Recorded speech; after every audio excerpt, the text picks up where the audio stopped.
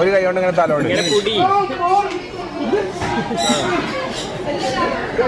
മരിച്ചോ? ഹലോ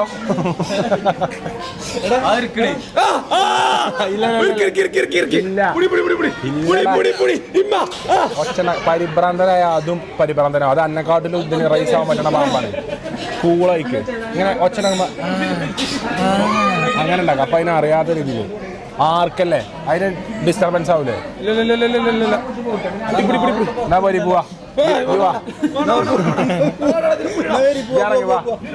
അതിനെ കൊണ്ടുപോരി.